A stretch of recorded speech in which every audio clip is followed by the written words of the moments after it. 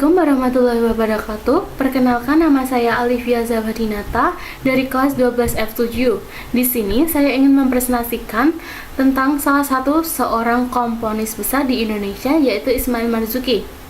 Siapa sih Ismail Marzuki itu? Jadi, Ismail Marzuki adalah seorang komponis besar Indonesia. Namanya sekarang diabadikan sebagai suatu pusat seni di Jakarta, yaitu Taman Ismail Marzuki atau TIM di kawasan Cikini, Jakarta Pusat. Riwayat pendidikannya yaitu Madrasah Unawul Falah Kuitang, Jakarta, New Rate Holland Incaat School atau HIS, Mir Ungiber Lager Onderwijs atau MULO. Penobatan gelar. Atas jasanya sebagai komponis besar yang dimiliki bangsa Indonesia, pemerintah kemudian menganugerahkan Ismail Marzuki gelar pahlawan nasional berdasarkan Kepres nomor 89/TK/2004 pada tanggal 5 November 2004. Awal debut. Ismail Marzuki memulai debutnya di bidang musik pada usia 17 tahun, ketika untuk pertama kalinya ia berhasil mengarang lagu O Sarinah pada tahun 1931. Ismail mempunyai ketertarikan yang mendalam pada bidang seni. Tahun 1931, Ismail memasuki perkumpulan orkes musik live Java sebagai pemain gitar, saksofon, dan juga harmonium pompa. Lagu ciptaan Marzuki ada 10. Yang pertama O Sarinah pada tahun 1931, Rayuan Pulau Kelapa 1944, Gugur Bunga 1945, Halo Halo Bandung 1946, Sepasang Mata Bola 1946, Wanita 1948, Indonesia Pustaka 1949, Sabda Alam 1950, Juwita Malam 1950, dan yang terakhir Rina Lukisan pada tahun 1950. Filosofi salah satu karyanya dilansir Jurnal Seni Nasional Cikini dengan judul Kajian Estetika Lagu Rayuan Pulau Kelapa karya Ismail Marzuki oleh Erza Diorar Purba. Rayuan Pulau Kelapa adalah lagu Indonesia yang ditulis oleh Ismail Marzuki. Lirik lagu ini berisi tentang keindahan alam Indonesia seperti flora, kepulauan, dan pantainya. Lagu ini juga mempunyai makna bahwa betapa bervariasinya flora dan fauna yang ada di Indonesia. Apa sih peran Ismail Marzuki di masa perjuangan kemerdekaan Indonesia? Ismail Marzuki merupakan komponis yang mempunyai peran penting dalam pengembangan seni musik Indonesia.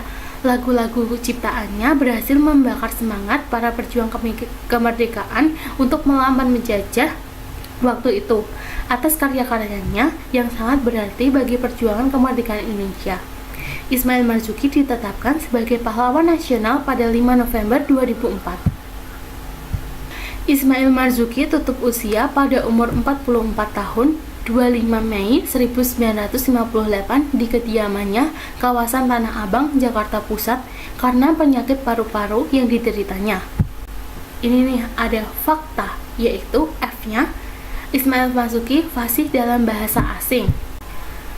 Bakat musiknya ditopang dengan kemampuan dalam berbahasa Belanda dan Inggris. Karena kemahirannya itu, ia dipanggil menjadi penyiar radio milik orang Belanda. A-nya yaitu belajar ilmu agama. Tiap sore ia pergi belajar mengaji di Madrasah Unawul Falah di Kuitang yang dihadiri oleh ulama bernama Habib Ali Al-Habsyi. K. Suka bermain di sungai.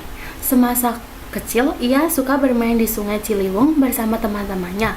Tetapi seiring waktu berjalan, malah tidak suka dengan mandi atau berenang di sungai, karena takut jika ada yang hanyut terbawa arus.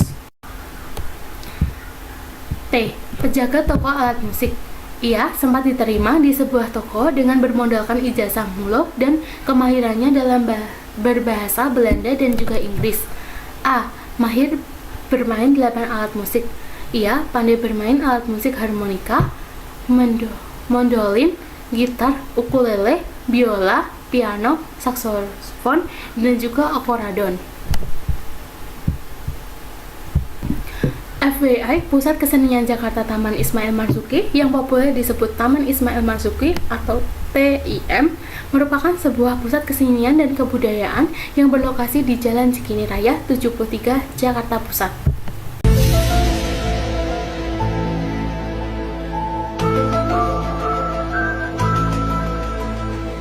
Ya, saya ingin menyanyikan lagu salah satu ciptaan dari Ismail Marzuki, yaitu Indonesia Pusaka. Indonesia tanah airku, pusaka abadi nan jaya. Indonesia sejak dulu kala selalu dipuja-puja bangsa.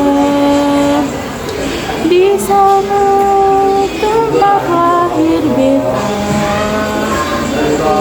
dibuang, dibesarkan bunda,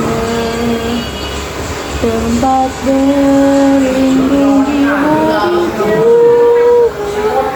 sampai akhir menentukan. Sekian presentasi saya pada hari ini. Maaf jika ada kesalahan kata dan perbuatan saya. Wassalamualaikum warahmatullahi wabarakatuh.